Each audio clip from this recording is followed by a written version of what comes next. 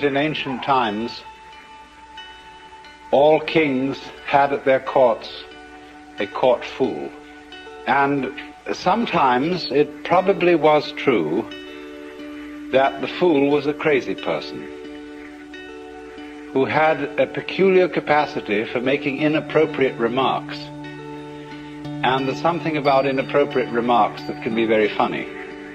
I remember as a child we used to play a game in which we had first of all a booklet with a story in it, but every now and then a word was left blank.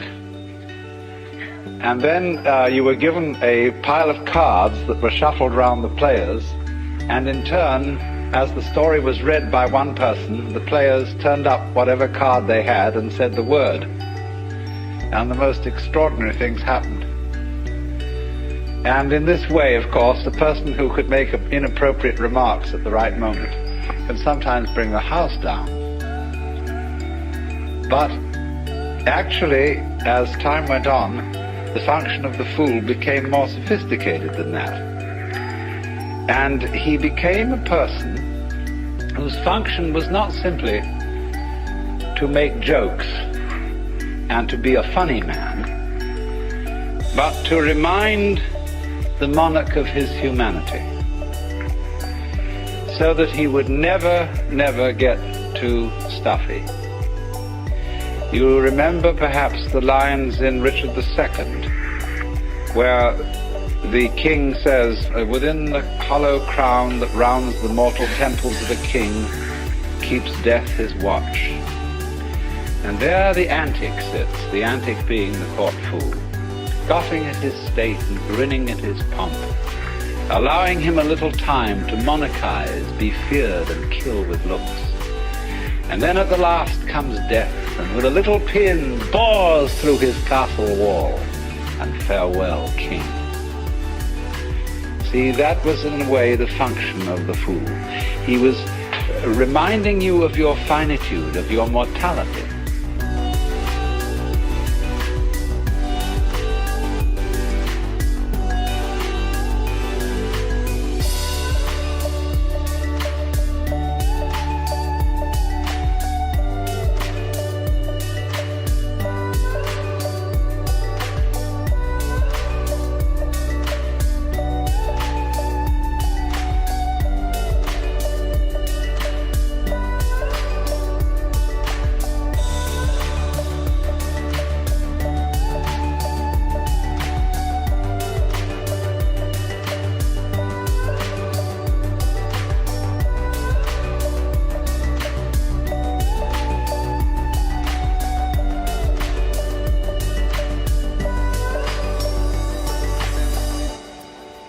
Our society cannot stand non-participation.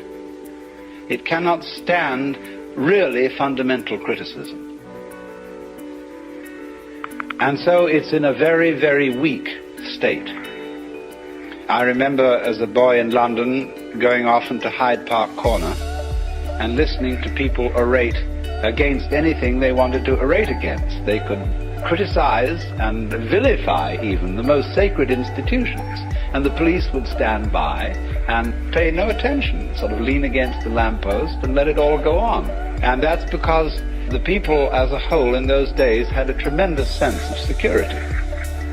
They knew they were right, and therefore there was no point stopping anybody from criticizing them. But when you're not sure you're right, you have to stifle criticism completely. And the worst kind of criticism is the person who pokes fun. Non-participation of the monk isn't so bad, but the person who somehow suggests that society occasionally is something that needs to be giggled at. You see, this is the whole position. The joker doesn't outrightly deride things. He's not a slapstick comedian. He gives people the giggles about things that they thought were terribly sacred. And that is extremely demoralizing.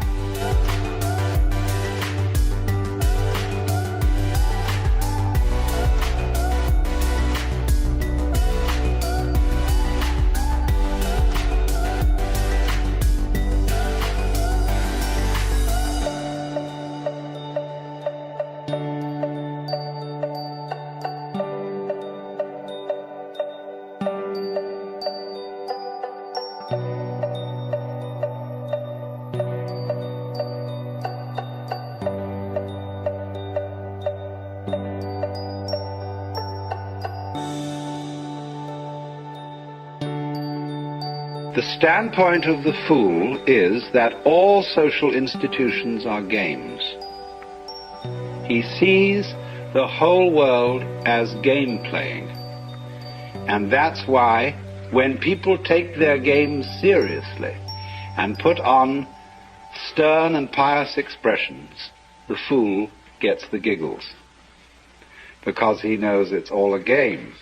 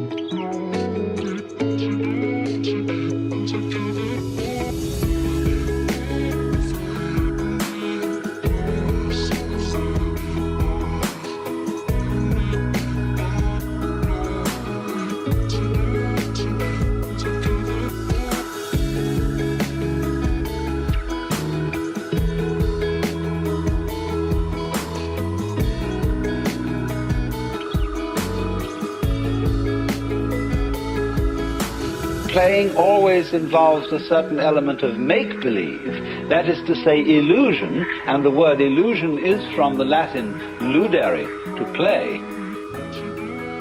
It involves the illusion of the parts being separate. And so then there are these variety of games: the tree game, the beetle game, the butterfly game, the bird game, the cat game, the people game, the human game. And if you will look on all these things as differentiated in the same way as chess and backgammon and football and hockey and polo, or as rumba, waltz, twist, minuet, or again as concerto, partita, fugue, sonata, you will begin to see that it's a perfectly reasonable attitude to look at the world as a game system. Now, you see, we're looking at the fundamental games of what we call physical and biological entities or events. But over and above those, we have the social institutions, the subdivisions of the human game. Now then, the social institution is of many kinds. It's not simply things like marriage and the family, the various forms of government, the institutions of the government, like the public health department. It's not just things like hospitals and banks and business corporations. It's not even money only, that's a social institution. So are all our weights and measures, our systems of timing, our clocks. And you see, what makes these things social institutions is that they are, in another sense, conventions, things that we agree upon. From the Latin convenire, to come together.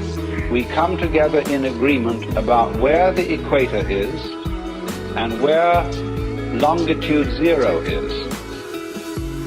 By agreeing about these things, we can order our lives, order our communal intercourse.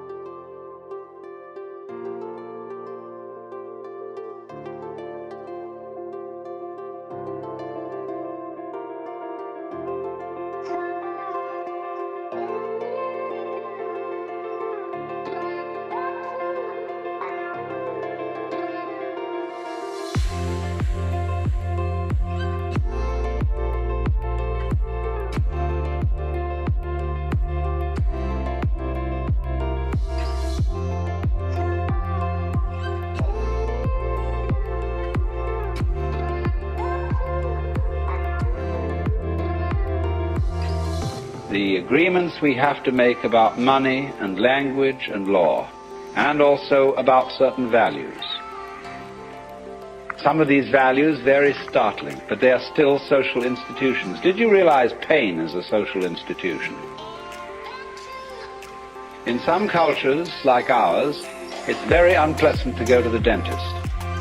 But there are cultures in which dentistry is no problem at all, but on the other hand, they have extreme pain when their fingernails are cut or their hair is cut. We are very largely talked into pain in extreme childhood, and it varies enormously as to what may be considered painful. And I think it's not only human beings who do this, but animals do. Experimentation with hypnosis shows that pain is an extremely relative thing. Maybe you have to have some pain, but where you have it is very, very variable.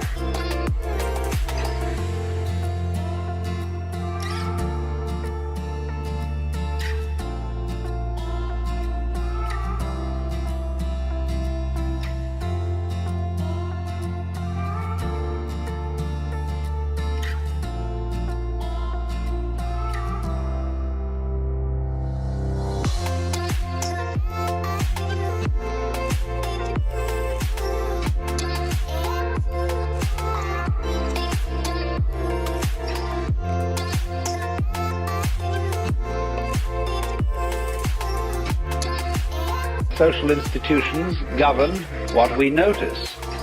An American male pays relatively little attention to the back of a girl's neck. It's perfectly okay for her to grow her hair down long and cover it. But to a Japanese, the back of a girl's neck is the most exciting sexual feature. And so when you see a well-dressed Japanese girl, her kimono hangs a little bit down the back like this, exposing her neck. They pay no attention, though, to breasts, which seem to so fascinate the American male. And the way that a traditional Japanese woman clothes herself is exposing the neck, but looking very flat in front, and not at all showing the hips. She's willowy. She doesn't look very willowy underneath, as a rule, but she does when dressed in a kimono.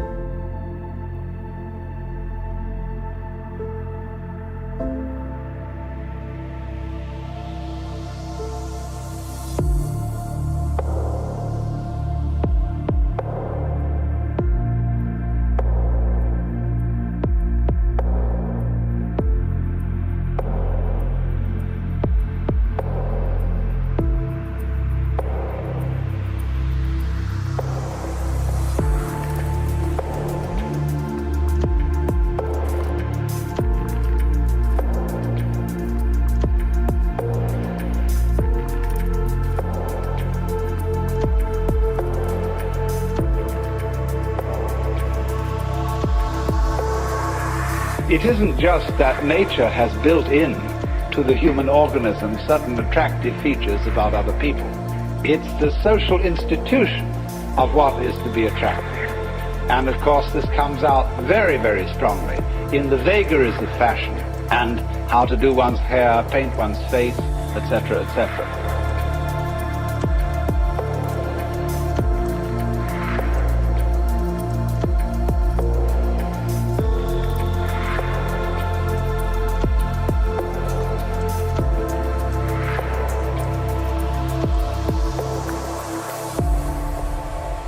Social institutions go a great deal deeper than anything we've mentioned. And the most important kind of social institution is that which has to do with role-playing, who you are. Now, when we ask the question, who are you, people think of this question in two different ways. One person, when asked, who are you, will answer, I'm a doctor. another person will fall silent because he realizes how profound the question is. He realizes that he's been asked what his ego is. But a lot of people don't realize that when they are asked, who are you? I have noticed just a little bit of difficulty in my investigations of discussing identity with people, that they fix on their role and use that to describe their identity. Their name, their family, their place in society, what they do, what their hobbies are, and so on. All these are roles. And then also there is the role of character playing. All people are more or less taught to act. We are all hams from the beginning. And we were schooled in acting in our childhood, although it wasn't called that. It was called education. It was called upbringing, but a great deal of it is schooling in acting. And you very soon learn as a child from your peers and from your parents what acts are appropriate and what are not. It is the concern of all parents that their child learns a role in life and has an identity by which the child can be recognized. It would be extraordinarily disconcerting, wouldn't it, if a child had one personality one day and another the next. But children can do that. Don't you remember as a child that you were many different personalities, depending on your environment, that you were one person at home with your parents, you were quite a different person out alone with other children. Then when you went to visit your uncle and aunt, you were somebody else altogether, and so on. And finally, the whole trend of education is to shake all this down and make you more or less constant in every sort of social environment that you enter, so that everybody knows who you are.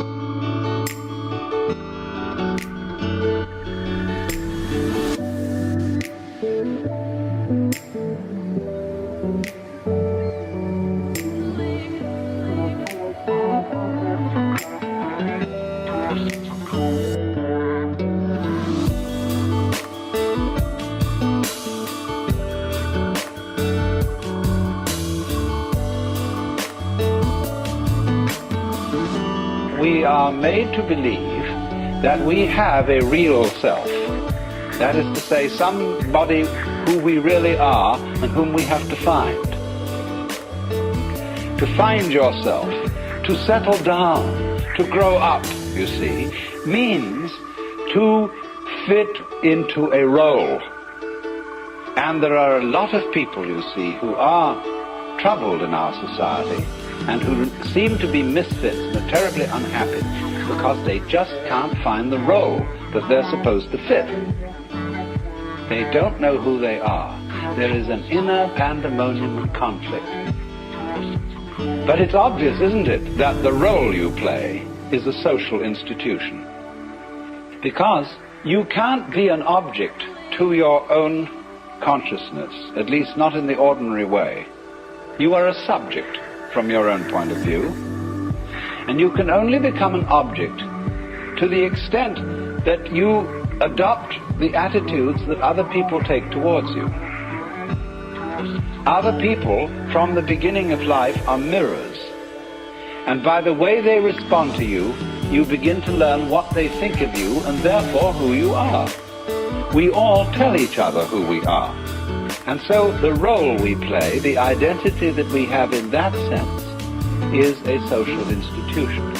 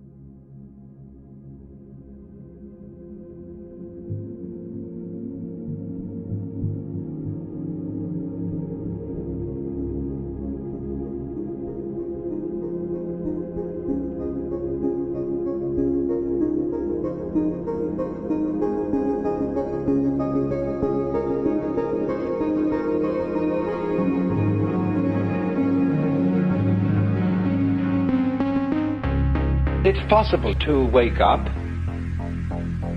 and realize that your ego is a game, and that what we call the necessity for survival is also a game. But society is playing a very, very weird game, the first rule of which is this game is not a game. This game is serious. And so the great social institutions that we inherit from the past, like the church, are places to be serious. I don't think there ever was a jester in church.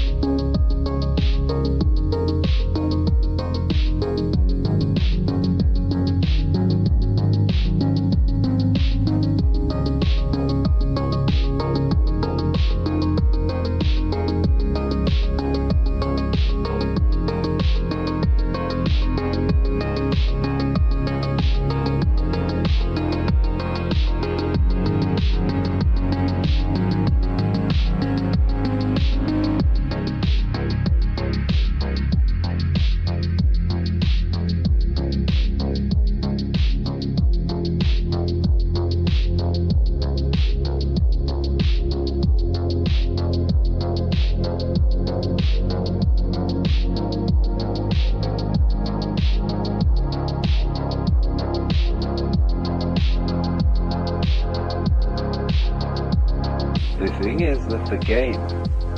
There's always the fear, the underlying fear that the game may be given away. Now that fear isn't altogether unreasonable, because part of the fascination of games is to get involved and in a way to forget that they are games. The actor on the stage does his damnedest to persuade you that he is moving in the real world. And children love to get completely absorbed in their games and get the actual thrill of adventure in playing at war and so on. And you see, one reason why people don't really want to know the future, why a really expert fortune teller gives most people a little bit of trepidation, is that if you know what the future is going to be, it is less worthwhile going ahead towards it. If you know the outcome, why bother?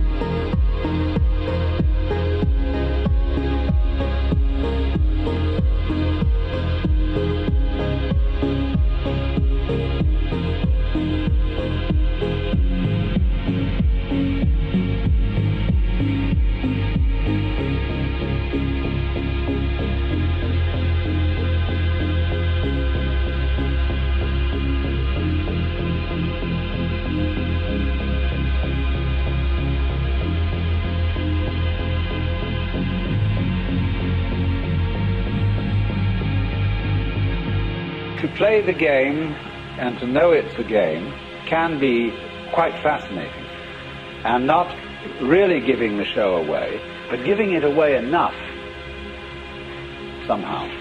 And that, you see, is the Joker's function. What he is doing then is he is in a point of view where he sees all that is going on as a game. He doesn't take anything seriously.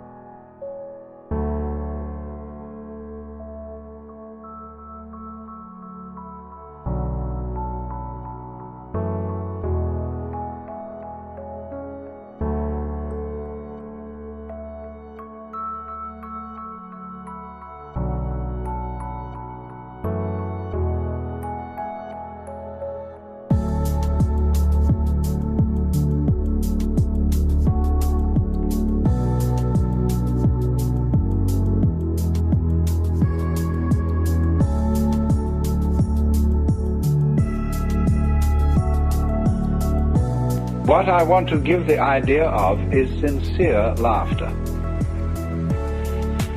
and also sincere play. There is a perfectly sincere laughter. The sincere laughter expresses a spirit of irrepressible gaiety. It is not, in other words, a defense mechanism. Laughter is often a defense mechanism. We laugh, what we call a nervous laugh, or laughing someone to scorn can very often be a forced laugh that isn't really funny at all. But the real laugh is, of course, the resolution of anxiety. The anxiety is serious, and anxiety is a state of palpitation, of the trembles. Anxiety comes upon us when we cannot decide which way to go, or which way things are going to go. And so we tremble between alternatives. We tremble between alternatives because we are under the illusion that it matters very much which of these two things happens. Once one has seen the nature of the game, you realize that it matters superficially which of these two things happens, but it doesn't fundamentally matter, because all negative things pair with positives. There is no positive without negative, and there is no negative without positive.